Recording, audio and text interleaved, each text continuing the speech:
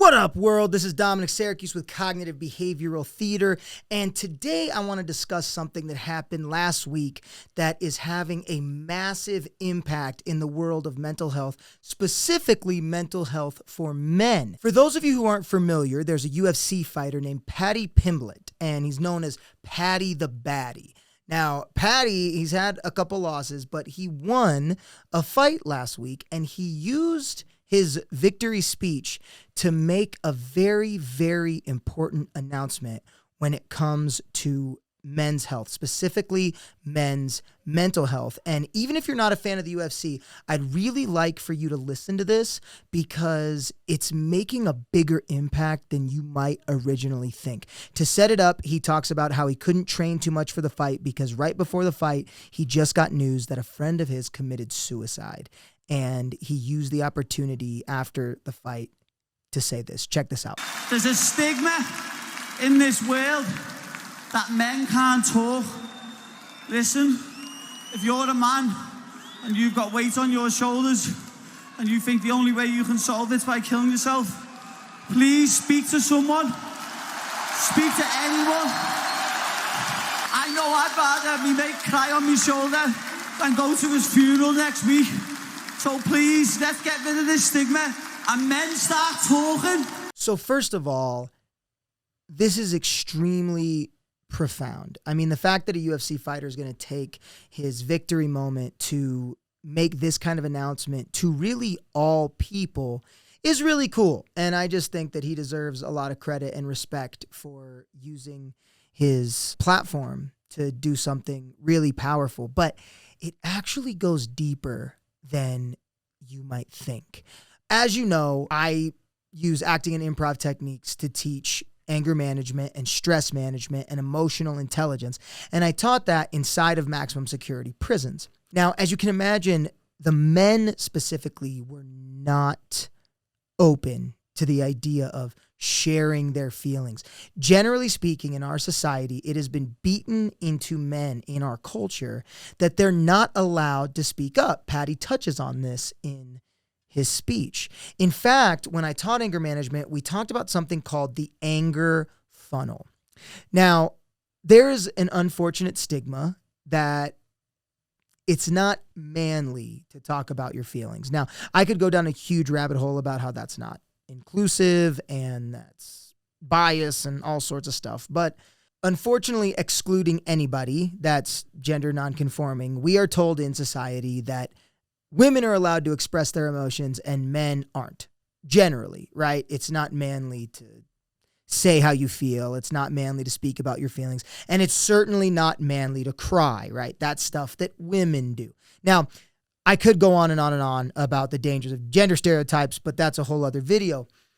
What's more important is that there's a significant chunk of men who really do believe this, specifically post-World War II era men, anybody from like the age of 95 to, modern day. They really beat this into men that you need to stifle your emotions. You need to stifle your feelings and just get over it.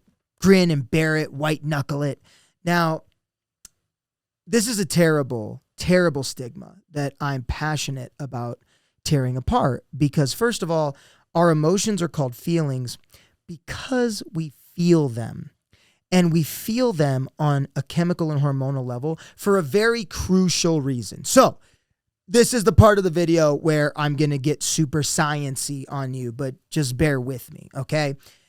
Whenever we feel panic in the brain, that's actually a hormone called cortisol. Cortisol is the panic hormone. It's sort of like a shock collar for your system. Have you ever been driving and somebody cuts you off in traffic and you just get this jolt down your spine of fear? Or maybe you walk near a ledge and you look down the edge of the cliff and panic just shoots through your spine. It's your brain going, hey, if you do this, you're gonna die. Well, our brain doesn't know the difference between physical pain and emotional pain. So anything that's gonna cause us any kind of pain is going to be like a massive flood of cortisol and panic. That means emotions like fear, jealousy, feeling like you're not enough, you're helpless, feeling like you're trapped, you're sad, you're vulnerable, feeling inadequate. Any of those feelings are going to trigger a panic response in the brain. Now, men are told that these feelings are not okay to feel. They're weak feelings. And so oftentimes they mask them in what we call the anger funnel, which means anytime they feel any of those feelings, insecurity, vulnerability, fear, it comes out in anger. It comes out in rage, because rage is a tough emotion. It's a strong emotion. It makes you feel powerful. And that's how they show it. It's almost like a puffer fish. When a puffer fish is scared, it'll blow up really big to try to scare off whatever threat it deems. Now, there's a lot of people who watch this channel, a lot of people all over the world who have been greatly affected by angry people, as in people who use their rage or violence when they're feeling anxiety to hurt others. And it's a very terrible way to handle your anxiety because it damages people. And there might be people watching this who have been damaged by it. But unfortunately, our society has told us that that's the only way that men can show these kind of feelings without looking soft. So the fact that we have a guy who's literally named Paddy the Baddie coming out in a sport that is about toughness, it's about strength, a sport that a lot of men would watch this for catharsis, and he uses this to look at men and say, hey, it's okay to speak up about your feelings. As he said so beautifully, I'd rather have you cry on my shoulder than go to your funeral next week. And I now want to talk about something that's even more powerful with this video, and that's crying. What the hell did you just say? So many people view crying as weak, but have you ever taken the time to ask yourself, why do we cry as a species? Why is that built into our coding? We've done it forever, but why? There's actually a reason for it. So that chemical cortisol that I said, you feel panic and stuff. Let me clarify something. Cortisol can be very good. If you do have a car swerve into your lane, or if you are about to fall off a cliff, or if a tiger's chasing you, that cortisol is going to save your life. You're going to be flooded with cortisol and adrenaline. It's going to make you hyper-focused. It's going to give you everything you need to fight or flight, right? That's why they call it that. But if you're feeling any emotion that's going to cause you emotional pain, that means fear. That means grief. That means loss. That means vulnerability. That means insecurity. Jealousy. Any of these feelings that we deem weak or bad or lesser feelings, that's going to make cortisol flood as well. You're going to get that shock collar and it's going to hurt. It triggers the same chemical reaction as like a kick in the stomach. When your brain recognizes that it's your thoughts causing the cortisol, not immediate danger, that's when it makes you do this thing called crying. The ingredients to your tears are literally cortisol and adrenaline. Look it up. Crying is your body's way of purging unnecessary cortisol. That's why we tense up real tight. That's why water starts leaking out. It's like rinsing out a rag full of unnecessary toxin. And make no mistake, cortisol is toxic. That's this buzzword. Oh, they're toxic. They're toxic. Cortisol is the toxin they're referring to. And so when men are told that we can't cry, and they're told it's weak to cry, and we're told we can't talk about these feelings, what we're really told is anytime you're feeling anything that puts cortisol in your body, just hold it down. Just hold it in. Just hold that cortisol in.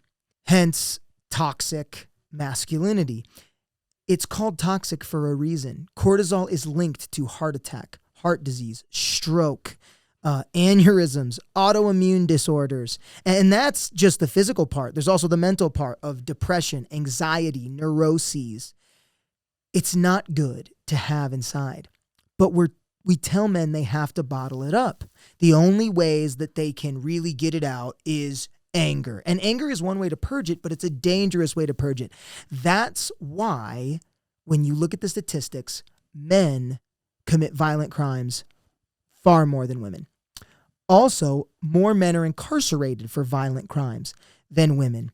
And if they're not violent, they medicate their feelings with other things, hence why drug addiction and alcoholism is more prominent with men. Depression is more prominent with men, specifically men over 60. Men over 60 rule the suicide ranking in the world. Most suicides are committed by men over 60 years old.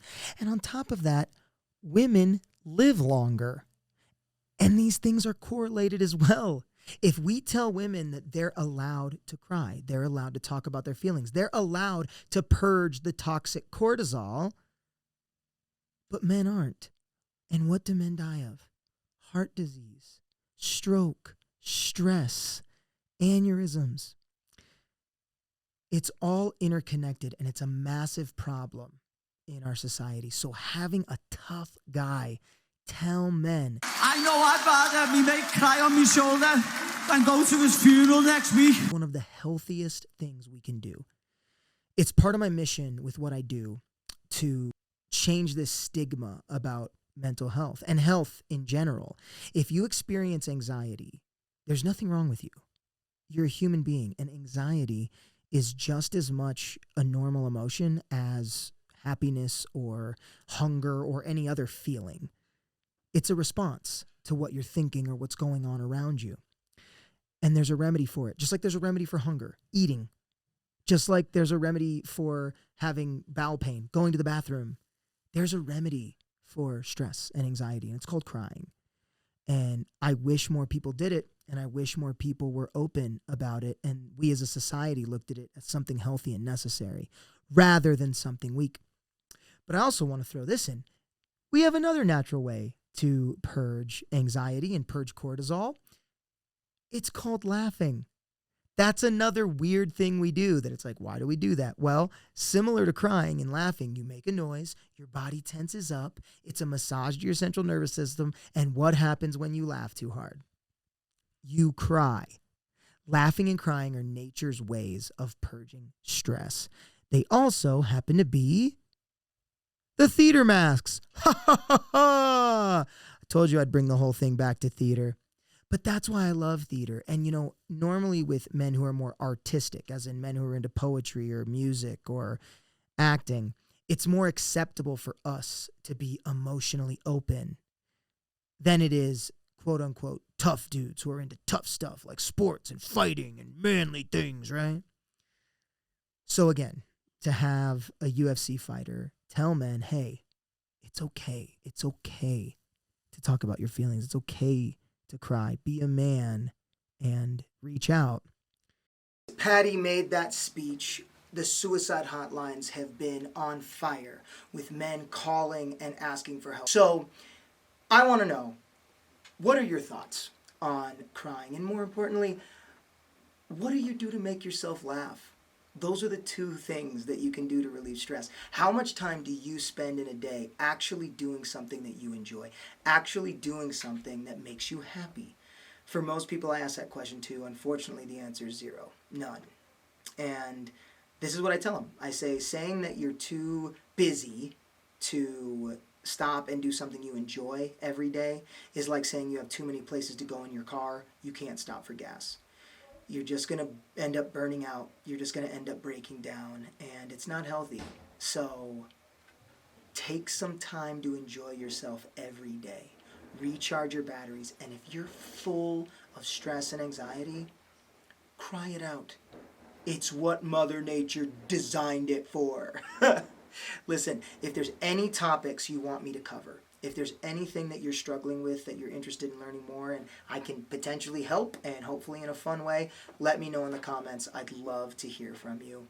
Until then, remember, this machine helps cure stress, but this machine kills fascists.